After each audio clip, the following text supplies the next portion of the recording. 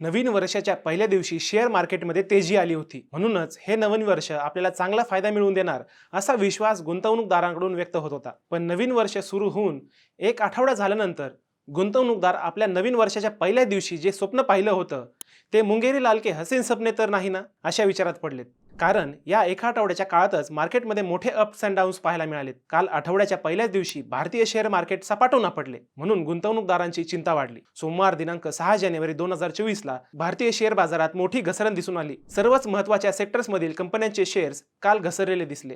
यात metal media and PSU बँकेच्या शेअर्सचा समावेश आहे. मेटल मीडिया आणि PSU बँकेच्या शेअर्समध्ये जेव्हा केव्हा एकाच वेळी घसरण होते तेव्हा शेअर बाजार खाली येतो आणि यामुळे काल सुद्धा शेअर बाजार खाली आला. पण शेअर मार्केट खाली येण्याचे कारण काय? शेअर बाजारात झालेल्या घसरणीमुळे गुंतवणूकदारांचे किती कोटी बुडालेत? कोणकोणत्या शेअर्सच्या किमती कमी झाल्यात? शेअर बाजारातील या घसरणीबाबत तज्ज्ञांकडून काय माहिती दिली जात आहे? याच साऱ्या मुद्द्यांचा आढावा आज आपण घेणार आहोत. नमस्कार, मी अजय. तुम्ही बघताय अर्थ मराठी हे आमचं नवीन YouTube चॅनल. आमचं काम आहे तुम्हाला आर्थिक साक्षर करण्याचं. मंडळी, आठवड्याभरापूर्वी ज्या मार्केटमध्ये तेजी होती त्या मार्केटमध्ये काल आठवड्याच्या पहिल्याच दिवशी जबरदस्त घसरण झाली आणि गुंतवणूकदार चिंतेत आले. पण भारतीय शेअर बाजार खाली येण्याचे कारण ठरलाय कोरोना सारखा चीनी व्हायरस, जो उघड्या डोळ्यांनी सुद्धा पाहणे शक्य आहे. चीनमध्ये श्वसनाचे आजार वाढण्यास कारणीभूत असलेल्या ह्यूमन मेटान्युमो व्हायरस म्हणजेच HMPV व्हायरसचा आपल्या भारतात सुद्धा प्रादुर्भाव दिसून येतोय. भारतात या व्हायरसचे 3-4 रुग्ण आढळलेत. दरम्यान कर्नाटकातील टेक सिटी बँगलोरमध्ये 2 आणि गुजरात राज्यात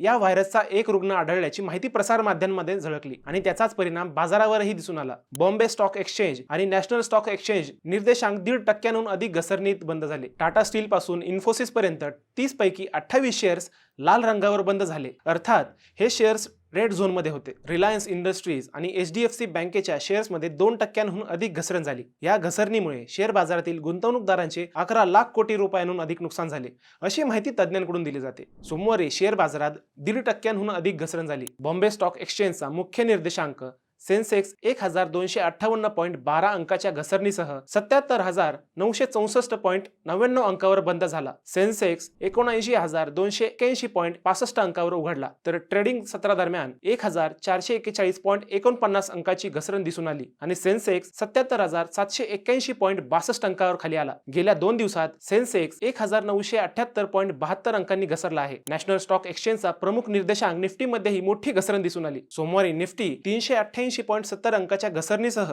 23,616.05 अंकावर बंद झाला. तथापि व्यवहाराच्या सत्रादरम्यान निफ्टी 452.85 अंकांनी घसरला आणि 23,551.90 अंकाच्या खालच्या पातळीवर येऊन पोहोचला. गेल्या 2 दिवसात सेन्सेक्स प्रमाणे निफ्टीमध्ये सुद्धा 572.6 अंकाची घसरण दिसून आली. पण शेअर बाजारातील या घसरणीसाठी फक्त चीनी व्हायरस कारणीभूत आहे का? तर उत्तर आहे नाही. कारण चीनी विषाणू व्यतिरिक्त शेअर बाजारातील घसरणीसाठी इतरही काही घटक कारणीभूत आहेत. बाजारातील अभ्यासक सांगतात, डॉलरच्या तुलनेत रुपयांमध्ये झालेली मोठी घसरण अजूनही कायमच आहे. यात दिवसेंदिवस घसरण होत असून त्याचा फटका शेअर बाजाराला बसलाय. दुसरीकडे परदेशी गुंतवणूकदारांकडून विक्रीचा कालावधी सुरूच आहे. तसेच सोमवारी आशियाई बाजारांमध्ये 1.40% घसरण दिसून आली. अर्थसंकल्प आणि फेड पॉलिसी तसेच त्रैमासिक निकालातून येणारे संकेत यामुळे शेवटी शेअर बाजाराचा हा मूड बनलाय. गेल्या 2 व्यापार सत्रांमध्ये सेन्सेक्स आणि निफ्टीमध्ये 2%हून अधिक घसरण झाली. PSU बँक निर्देशांकांमध्ये काल मोठी घसरण दिसून आली. निर्देशांक 3%हून अधिक घसरला. त्याचे सर्व 12 शेअर्स रेड झोन मध्ये होते. PSU बँक निर्देशांकात युनियन बँक ऑफ इंडियाचे शेअर्स सर्वाधिक घसरलेत. डिसेंबर तिमाहीतील व्यवसायाच्या अपडेट नोंदवल्यानंतर त्यात 8%पर्यंत घसरण झाली. युनियन बँकेनं डिसेंबर तिमाहीत वार्षिक आधारावर ठेवींमध्ये 3.8% वाढ नोंदवली. मात्र गेल्या वर्षीच्या तुलनेत ऍडव्हान्स्ड मध्ये 5.9% वाढ झाली. क्रमिक आधारावर ठेवी 2%नी घसरल्या, तर कर्जात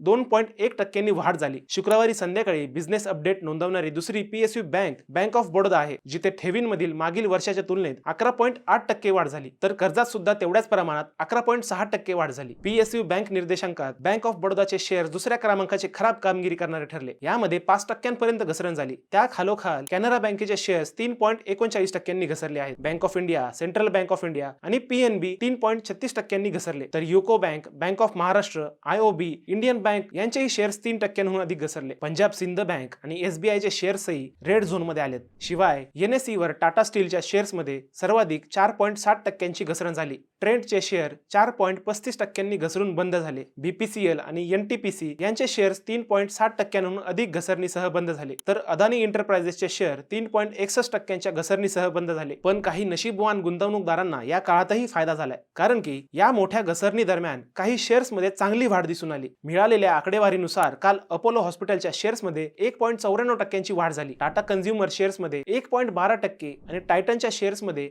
0.72% वाढ झाली. HCL टेक आणि ICICI बँकेच्या शेअर्समध्ये देखील किंचितशी वाढ दिसून आली. मित्रांनो, आजचा हा व्हिडिओ तुम्हाला कसा वाटला? शेअर बाजार आणखी खाली जाणार की यात सुधारणा होईल, याबाबतचे तुमचे मत आम्हाला कमेंट करून नक्कीच कळवा. जाता जाता सर्वात महत्त्वाची आठवण करून द्यायची, व्हिडिओ आवडला असेल तर लाईक करा, शेअर करा आणि चॅनलला सबस्क्राईब करा.